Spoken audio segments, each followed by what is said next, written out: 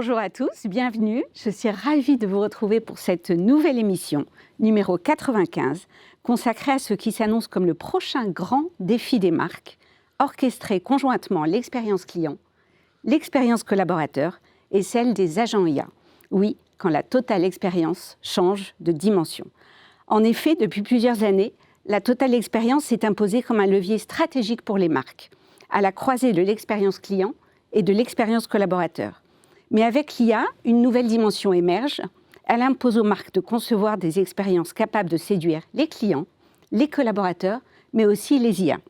Car aujourd'hui déjà, les clients n'interagissent plus seulement avec les marques, ils interagissent aussi avec leurs agents. Et côté collaborateurs, eux aussi coproduisent désormais avec ces nouvelles intelligences. Il ne s'agit donc plus seulement d'optimiser la CX et le X, mais d'intégrer l'AX, l'agent expérience, une alliance inédite entre humains et agents IA qui devient un levier majeur de performance et de différenciation pour les marques. Comment les marques repensent-elles leur chaîne de valeur à l'ère de l'IA et des agents IA? C'est ce dont nous allons parler avec nos 4 invités que je vais présenter.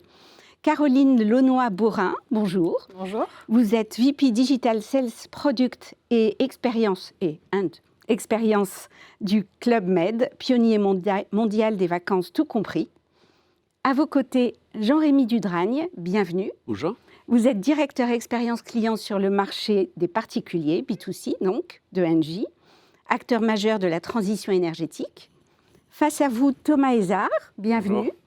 Vous êtes Chief Product Officer de Vestiaire Collective, plateforme de référence de vente d'articles de seconde main de luxe. Et à ma droite, Sébastien Rozan, bienvenue. Vous êtes directeur accélération digitale, data et IA de FDJ United, un champion des jeux d'argent et de hasard en Europe. Bonjour Magda. Bonjour. Alors je vais démarrer avec vous, Caroline. Vous m'avez envoyé sympathiquement une étude mondiale sur l'IA dans le voyage qui montre qu'un voyageur sur 2 utilise déjà l'IA pour préparer ses vacances. Cette évolution des usages change donc la façon dont on pense l'expérience et l'expérience client. Quelle est votre vision de cette nouvelle Total Experience où les agents IA deviennent eux-mêmes des acteurs de l'expérience? Et comment illustrez-vous cette convergence entre CX, EX et AX? Alors, vous l'avez très justement dit, l'agent expérience, finalement, c'est un 3e acteur qu'on va intégrer dans cette relation que la marque que nous avons en tant que Club Med avec nos clients. Donc, on parlait de symétrie des attentions avant. Désormais, on doit gérer ce triptyque sur comment on va gérer l'expérience client, l'expérience collaborateur et l'expérience de nos agents. Et comment ces agents doivent exprimer toute l'identité de la marque pour garder toute la force de cet asset qui est l'un de nos plus grands assets. Chez nous, on a fait le choix que l'IA et ses agents viennent finalement amplifier le rôle de l'humain. L'humain, ça a toujours été au cœur de l'ADN du Club Med. C'est ce qui fait notre histoire depuis 75 ans. Donc, on ne le voit pas comme quelque chose qui va venir remplacer tout ce qu'on a construit, mais quelque chose qui va venir fluidifier, soulager et aider le collaborateur et le client dans l'expérience qu'ils peuvent avoir avec la marque. Si je devais citer un exemple très concret sur lequel on a des résultats assez probants, c'est WhatsApp. On s'est lancé sur WhatsApp il y a plus de 2 ans. Et dès le début, on a fait le choix de se lancer sur WhatsApp avec de l'IA. D'abord de l'IA Gen, depuis 8 mois avec de l'agentique. Et les résultats sont significatifs. On est déployé sur une 20aine de marchés. WhatsApp, c'est un canal majeur pour nos clients. Ça représente près d'un tiers de nos contacts entrants.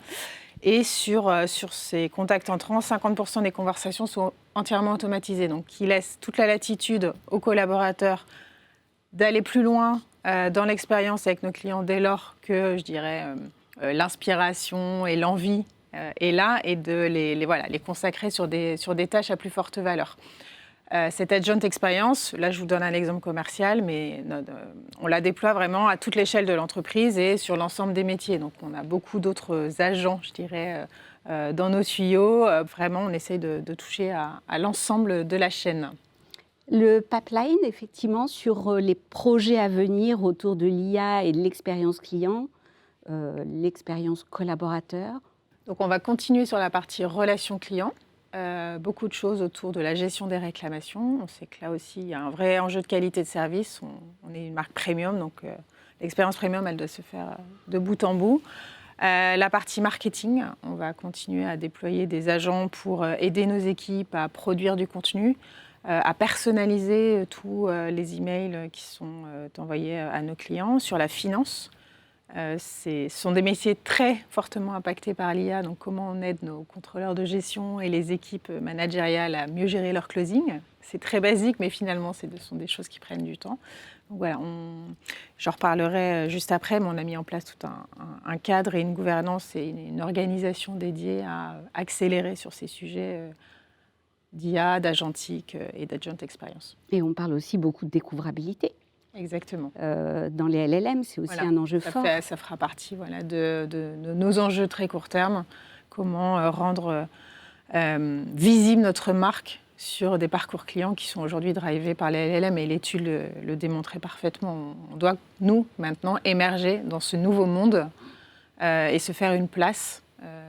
C'est plus les moteurs de recherche Google qui vont suffire à émerger dans un secteur en plus de plus en plus concurrentiel.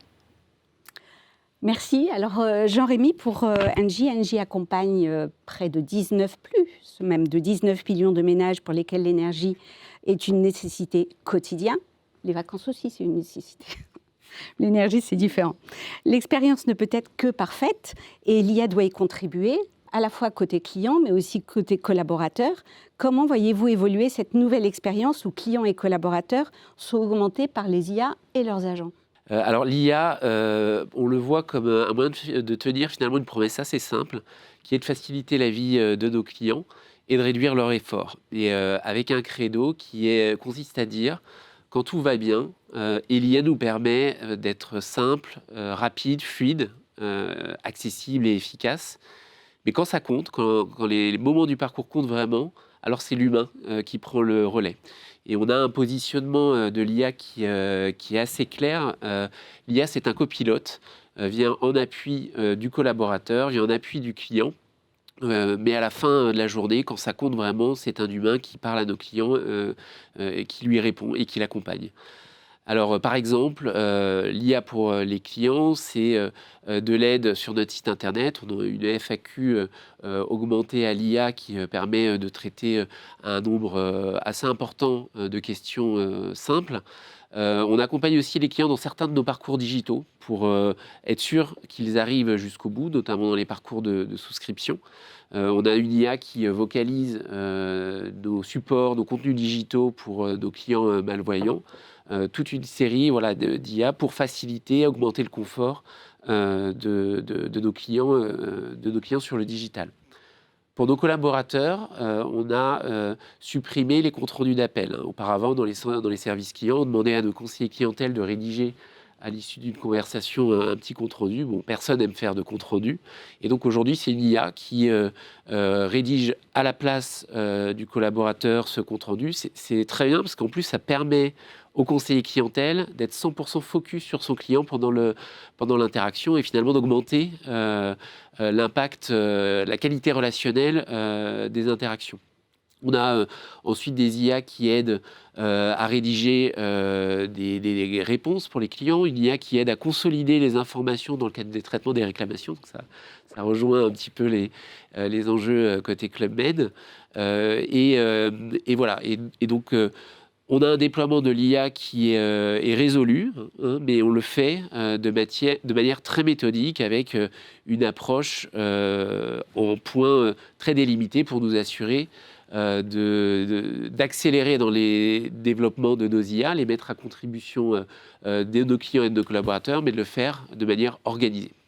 Vous avez aussi un sujet autour de la présence de Engie et des offres Engie dans les LLM. Où est-ce que vous en êtes Quel est votre point de vue sur le sujet ? Oui, alors je rejoins tout à fait ce qui a été dit. Aujourd'hui, un enjeu majeur est d'être présent sur ces nouvelles interfaces, d'être visible. Alors, chez Engie, ce qu'on anticipe, c'est que le site internet et les applications mobiles continueront d'être des références. Alors, tout simplement parce que la donnée source, c'est là qu'elle s'y trouve, et que dans l'énergie, par ailleurs, on propose des services qui permettent à nos clients d'aller consulter leur consommation, d'être alertés, d'être conseillés, et ça, c'est plutôt sur les interfaces d'Engie. Ce qu'on pense, c'est qu'avec les LLM, on va avoir effectivement de plus en plus des parcours hybrides où les clients démarreront massivement sur les LLM, là où auparavant ils démarraient sur les moteurs de recherche, et que la bascule sera beaucoup plus fluide entre les deux. Et tout notre enjeu, c'est à la fois d'être visible sur ces LLM, mais aussi de gérer cette bascule et cet accueil dans nos interfaces. Ok, merci. Thomas, pour Vestiaire Collective, alors la plateforme évolue dans un marché du luxe d'occasion très concurrentiel, Ouais. très mature aussi, où l'expérience est devenue un fort levier de différenciation. L'IA représente-t-elle, selon vous, une simple évolution ou plutôt une rupture plus profonde dans la manière de structurer l'expérience client, l'expérience collaborateur et désormais la fameuse AX sur les plateformes e-commerce? Et avec quel type de transformation?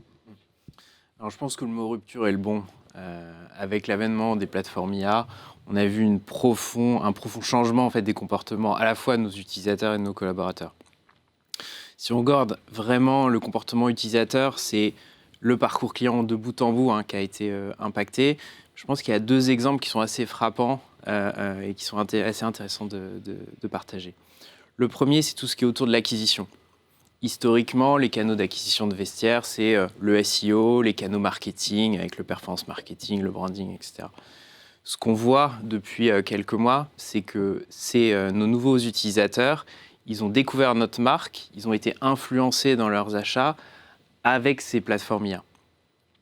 Donc aujourd'hui, on considère maintenant les plateformes IA comme un vrai canal d'acquisition pour nous, ce qui a dû, en interne, nous pousser à nous transformer. On a dû, par exemple, développer des nouveaux outils pour identifier notre visibilité sur ces plateformes IA. On a aussi, et on est toujours en train d'ailleurs de travailler le contenu qui va venir alimenter ces plateformes IA. C'est à la fois nos fiches produits qui sont dans notre catalogue, mais c'est aussi en fait des contenus qui sont assez différents d'auparavant. Par exemple, les FAQ, comment est-ce qu'on les raffine, on les met en valeur. C'est aussi les avis clients qui sont publiés sur des sites comme Reddit, par exemple, où on est très impliqué pour apparaître sous notre meilleur jour sur ces plateformes-là. Donc, il y a un vrai effort sur ce sujet acquisition. Autre exemple assez intéressant, c'est tout ce qui est discoverability sur notre plateforme. Vestiaire, aujourd'hui, c'est 6 millions de produits qui sont tous uniques. Donc, la façon dont un utilisateur va chercher un produit pour ensuite l'acheter, c'est critique. Historiquement, un utilisateur, il entrait dans la barre de recherche 2-3 mots. Par exemple, sac Chanel ou sac Kelly Hermès. Et ensuite, il browsait pour acheter son produit. Ce qu'on voit depuis quelques mois, c'est qu'il y a une explosion des recherches complexes. Donc, c'est des recherches où il y a 5 mots ou plus, voire même des recherches naturelles. Donc, je regardais hier les recherches qu'on a en ce moment. C'est typiquement « Montrez-moi tous les sacs de la dernière collection de Gucci ». Donc ça suppose de complètement changer la façon dont on va venir identifier l'intention de nos utilisateurs et derrière proposer des résultats qui sont pertinents pour maximiser la conversion. Et ensuite, il y a le sujet des collaborateurs, où aussi ça a profondément changé sur les derniers mois. Donc évidemment, on pourrait le voir purement comme démultiplication de la productivité.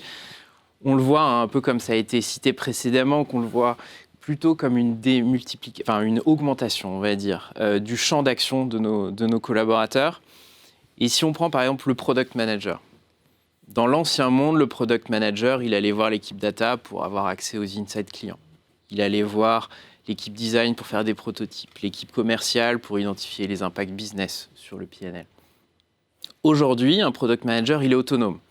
Il a un agent qui va l'aider à identifier les insights clients. Il a un agent qui va créer des prototypes. Et donc ça a un impact de compresser en fait, le time to market et de démultiplier les initiatives qui sont testées en autonomie par nos product managers et identifier ceux qui ont le plus d'impact potentiel sur nos clients. Et ce qui est d'autant plus intéressant en interne, c'est qu'on a aussi développé des coachs. On a chaque product manager qui a son coach IA avec qui il itère. Il se fait challenger par son coach IA. Et derrière, on a eu vraiment un impact très significatif sur la qualité en fait, du travail des product managers. C'est très clair. Alors, on verra tout à l'heure, effectivement, quel cadre on met en face de ça. Sébastien, pour FDJ United, on a parlé d'IA, justement, comme accélérateur d'expérience, de performance aussi pour les marques, mais dans un secteur aussi régulé que celui du jeu, l'IA doit aussi protéger. Quelle est votre définition de cette fameuse Total Experience et quelle place vous donnez aux agents IA ? Oui, l'IA rentre maintenant dans la relation avec nos clients. On a commencé par nos collaborateurs pour un peu éprouver, puis petit à petit, on remonte la chaîne. Et l'enjeu chez nous, il est un peu particulier. On doit à la fois développer notre business, donc c'est-à-dire faire de l'acquisition de nouveaux clients, ceux qu'on a, les développer, leur proposer des nouveaux jeux, leur proposer du divertissement. Mais il faut que ce divertissement, il reste responsable. Donc d'un autre côté, on utilise l'IA, nous, pour aussi évaluer les comportements de nos clients, anticiper des potentiels comportements addictifs et pouvoir réagir beaucoup plus tôt qu'on faisait par le passé où on était plutôt en mode réactif.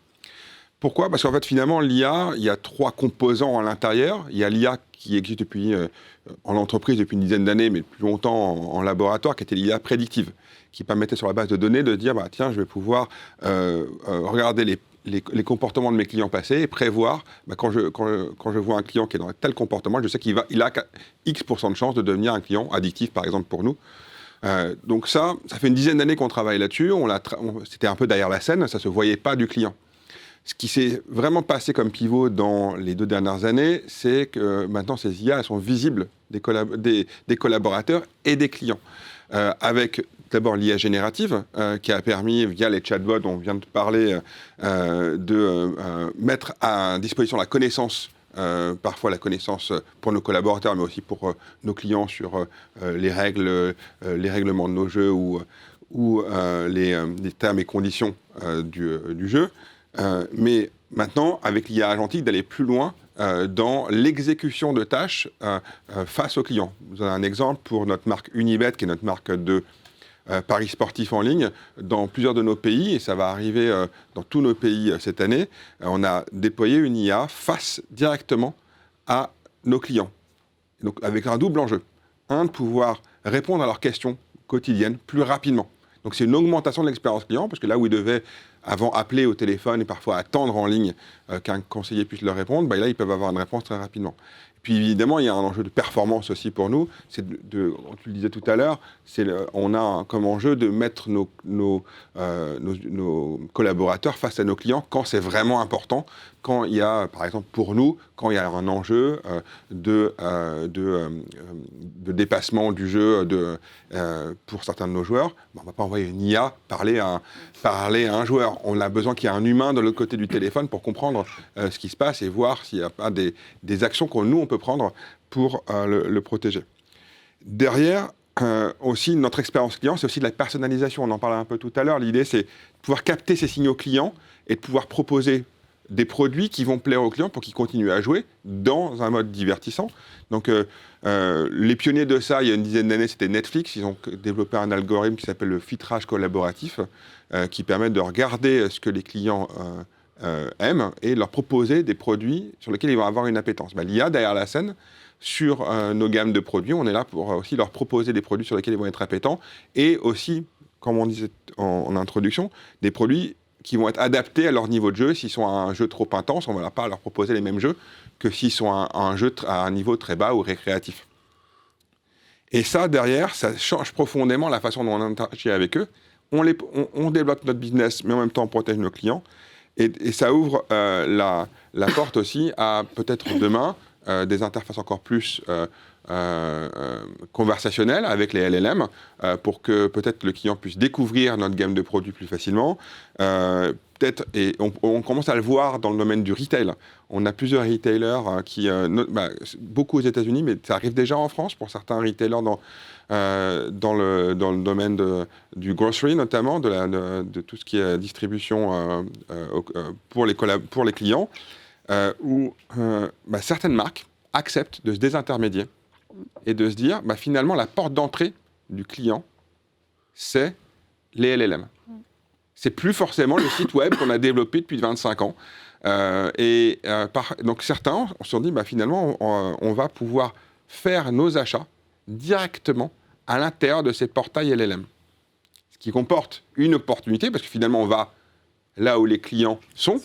Mais le challenge, c'est que d'ailleurs, on ne leur propose plus une expérience une expérience client que nous, on a définie, avec des images, parfois sur certains sites du retail média, c'est-à-dire de la publicité que des annonceurs sont prêts à payer sur nos sites web. Cette source de revenus potentiellement disparaît. Donc, comment concilier l'expérience client qui part par où est-ce que le client est et comment je vais le chercher. Par exemple, pour nous, c'est comment je lui présente mes jeux, mon expérience, tout en essayant de garder un peu notre ADN, qui est notre marque, nos couleurs et la façon dont on va être perçu par nos clients. On reviendra là-dessus, effectivement, très intéressant. Merci beaucoup.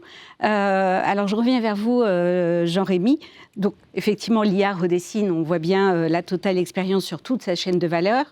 Chez Engie, l'IA, vous le disiez, permet de minimiser l'effort que le client doit faire avec Engie et d'augmenter le conseiller. Comment est-ce que l'IA et les agents IA doivent-ils être pensés pour devenir à la fois des copilotes pour les conseillers, mais des assistants aussi pour les clients? Oui, je disais tout à l'heure que chez Engie, on a une approche de l'IA qui est résolue. On investit beaucoup pour accélérer nos déploiements d'IA, mais également raisonner. Alors, on a développé une méthode de déploiement de nos cas d'usage d'IA qui repose sur une checklist en 4 points. D'abord, chaque cas d'usage doit être utile, pertinent. On ne veut pas d'IA gadget pour nos clients ou pour nos collaborateurs. Le deuxième point, c'est le sujet de l'adoption. De mon expérience, les cas d'usage qui réussissent le mieux sont ceux dont on a le mieux pensé l'adoption par les utilisateurs ou par les clients.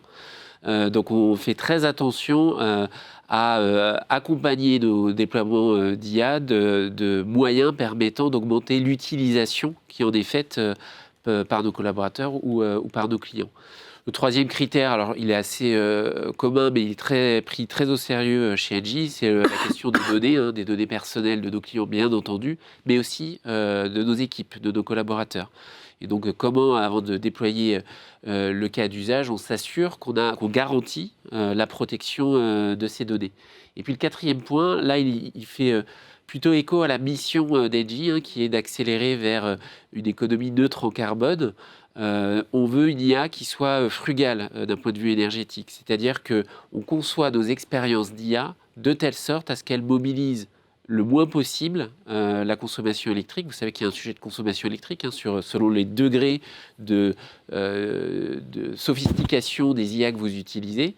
Et donc, par exemple, pour vous donner un exemple, quand vous allez sur notre site internet et que vous tapez une recherche simple, alors chez nous, dans l'énergie, la recherche simple, c'est quoi les heures creuses? À quelle heure sont les heures creuses? Eh bien, ça n'est pas une IA générative qui y répond, c'est une IA, c'est un code développé parce que la requête est tellement commune qu'on n'a pas besoin d'aller mobiliser des ressources supplémentaires. C'est dès lors que vous posez une question plus complexe, où là, on va aller mobiliser des niveaux supérieurs, génératifs, puis agentiques, pour aller fournir la réponse. Et donc, ça nous permet d'utiliser que la consommation électrique dont on a réellement besoin pour répondre à la question du client. Et cette exigence de frugalité, elle se mesure aussi. Vous avez un référentiel. Oui, alors tout à fait. Alors, ce sont des sujets qui sont quand même relativement récents, mais ils commencent à exister des moyens de calculer l'empreinte énergétique, électrique, et donc carbone des IA que vous utilisez en fonction des types d'usage. Et puis effectivement, on se fait notre propre référentiel. Par exemple, lorsqu'on a supprimé les comptes rendus d'appels, on traite 8 millions d'appels par an, donc 8 millions de comptes rendus d'appels générés par an, on est allé calculer l'impact électrique de cette génération de comptes rendus, et elle est équivalente à 8 trajets individuels de Paris à Tokyo en termes d'émissions carbone.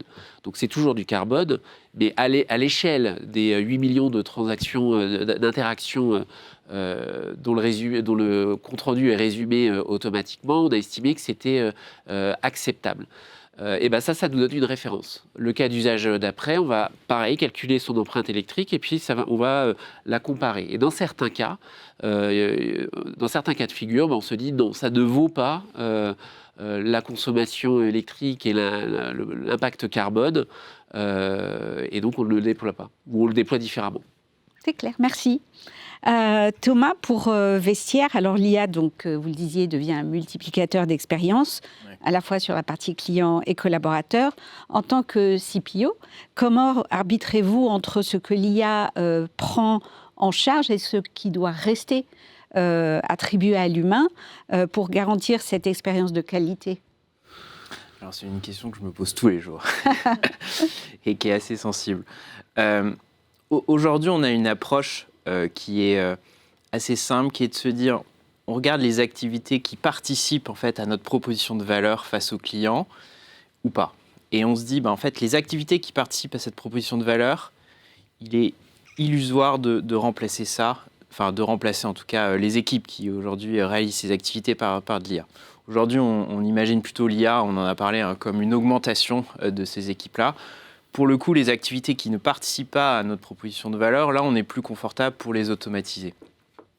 Donc, pour vous donner 2 exemples, l'authentification.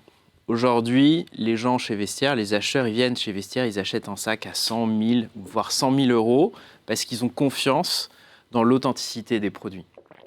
Il n'est évidemment pas question de remplacer notre équipe authentification par des agents IA. Par contre, les agents IA sont là pour être en support, identifier les points de contrôle pour chaque produit qui est authentifié, donner des exemples de contrefaçons, de produits qui ne sont pas contrefaits. Et derrière, l'authentificateur, il va utiliser son odorat, son toucher, sa vue pour prendre la décision et trancher. Autre exemple, notre équipe merchandising. L'équipe merchandising chez Vestiaire, elle est là pour animer le catalogue, identifier et lancer des campagnes. Aujourd'hui, les équipes merchandising, elles ont des agents IA qui vont venir identifier les tendances mode du moment pour justement lancer des campagnes. Mais derrière, c'est toujours cette équipe-là qui va décider quelle campagne on lance. Et là, j'ai un bon exemple. Il y a eu la tendance Swatch Audemars Piguet qui a lancé une collaboration, donc pic évidemment de trafic et de demande sur notre plateforme. Et on s'est posé la question, est-ce qu'on le met en avant ou pas ? La réponse a été non. Parce que dans notre ADN de marque, on veut promouvoir le développement durable, l'extension de la vie des produits et non pas participer à la spéculation. Donc voilà, donc c'est vraiment aujourd'hui l'agent IA qui va venir supporter, mais c'est toujours derrière l'humain qui tranche. C'est clair. Caroline, oui, pour le Club Med, vous êtes passée, vous nous le disiez aussi, vers une stratégie IA First, qui doit contribuer à doubler le volume d'ici 2030, c'est ce que vous m'aviez dit, 2035, tout en transformant l'expérience client et collaborateur. Quel cadre vous mettez en face ? Alors, ça a été un choix qui s'est fait, je dirais, dès le lancement de ChatGPT. On a pressenti que ça allait bousculer pas mal de choses et on s'est posé la question, est-ce que ça va mettre en péril notre business model ou au contraire être un moyen de nous faire accélérer justement et de participer à notre croissance. On a plutôt opté pour la deuxième solution et on s'est dès le départ positionné comme pionnier et voulant être dans les premiers à embrasser cette transformation technologique. La chance, les choix qu'on a faits avant de ChatGPT, finalement, nous ont permis d'aller très vite sur la mise en place de cas d'usage, puisqu'on avait fait le choix juste au moment du Covid et post-Covid, de revoir complètement notre data factory, qui fait qu'on avait recentralisé finalement toutes nos data au même endroit et qui a été un vrai facilitateur pour mettre en place cette stratégie de transformation. Et le cadre que l'on a fixé, il repose sur 4 piliers. Une gouvernance et une organisation très claire. On en parlait tout à l'heure. En fait, l'IA ne fonctionne que si les clients, les collaborateurs se l'approprient. On est parti du principe que l'identification de là où l'IA pourrait avoir de la valeur viendrait du terrain, viendrait des clients, viendrait des collaborateurs. On a créé un rôle qui s'appelle les process designers et qui sont des gens du métier, donc dans les différentes entités dont je parlais tout à l'heure, et qui vont mapper, identifier tous les process sur lesquels ils estiment avoir des irritants. Et c'est à partir de là, de leur mapping, des business cases qui sont faits pour chacun des cas d'usage, qu'on va pouvoir prioriser les cas sur lesquels on va pouvoir apporter beaucoup de valeur.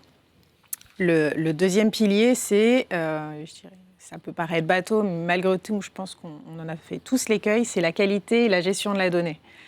On a plus de 5 millions de données qui transitent par jour, des clients, de ventes, quasiment en temps réel. Structurer ces données, les gouverner, les piloter, c'est nécessaire si on veut faire de l'IA un vrai levier d'efficacité, à la fois pour l'expérience client et l'expérience collaborateur. Le troisième pilier, c'est l'acculturation et la montée en compétences. On le voit bien, l'IA elle bouscule beaucoup de choses dans le métier de beaucoup de gens. Donc pour nous, ce n'était pas juste un sujet de former les gens aux outils, mais c'était de les acculturer, de faire beaucoup de pédagogie, de leur expliquer les usages, les limites de l'IA, pour que tout le monde puisse en ait connaissance, et voir comment ça transforme nos métiers, quelles sont les nouvelles compétences que chacun va devoir acquérir dans son propre métier. Donc il y a tout un plan qu'on a appelé AI Learning Club, qui s'est mis en place avec un système d'ambassadeurs présents un peu partout dans le monde qui accompagnent les équipes dans cette transformation. Et le dernier pilier qui a été, je dirais, l'une des fondations de cette stratégie, c'est notre approche éthique et raisonnée également. On a, dès le départ, écrit notre charte éthique de l'IA, mis en place un comité d'éthique présidé par un externe, qui est un professeur très reconnu une sommité dans l'IA, qui est le professeur Ganassia. On a mis en place les éléments nécessaires sur nos données personnelles pour assurer la sécurité et la conformité de ces données en signant un partenariat avec Sens, qui est une joint venture entre Thales et Google. Et le dernier point, on a beaucoup accéléré sur la FinOps et comment mesurer justement les consommations liées à nos usages et l'impact énergétique pour répondre à nos enjeux aussi de diminuer notre empreinte carbone. C'est clair aussi. Merci beaucoup. Sébastien, donc l'IA intervient chez FDJ dans un équilibre assez unique. Vous nous en parliez tout à l'heure, soutenir la croissance et le recrutement des joueurs, tout en renforçant à la fois la confiance et la responsabilité qui sont au cœur de votre modèle. Quelles sont les conditions clés pour faire de l'IA un levier durable et maîtrisé de transformation au service de l'expérience client ?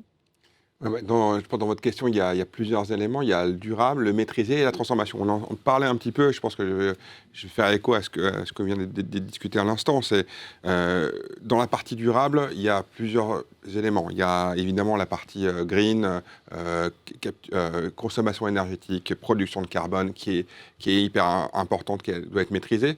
Il y a cette partie durable aussi, elle doit aussi nous donner confiance, donc avoir une IA de confiance et notamment une certaine souveraineté sur les technologies qui sont utilisées dans la production de ces IA et dans leur exécution au quotidien. Donc on parlait de sens à l'instant. Pour nous aussi, c'est un choix important de pouvoir s'appuyer sur des technologies qui sont à minima européennes et si possible françaises, que ce soit dans les modèles de LLM. On a la chance d'avoir un champion en France important là-dedans, là où la majorité des joueurs sont plutôt américains, et puis il y a quelques joueurs aussi chinois. Donc faire ces choix-là, c'est aussi des choix de responsabilité de l'entreprise pour rendre cette IA durable. Ensuite, il faut la maîtriser. Pour la maîtriser, on parlait tout à l'heure de maîtrise des coûts, mais c'est aussi la maîtrise technologique. Et ça passe par la formation de nos collaborateurs qui vont produire ces IA-là. Nous, on a fait le choix d'acculturer toute l'organisation. On a pris même l'engagement face aux investisseurs de dire on va former 100% de nos collaborateurs à l'IA d'ici 2027. Ça veut dire que tout le monde passe à minima par une acculturation, une formation de base. Et puis pour ceux qui sont volontaires, leur donner un peu plus de clés pour pouvoir être des personnes qui vont faire. Et l'avantage, c'est que ces IA, elles arrivent dans nos mains, mais il y a même des IA qui nous permettent aujourd'hui de développer des IA.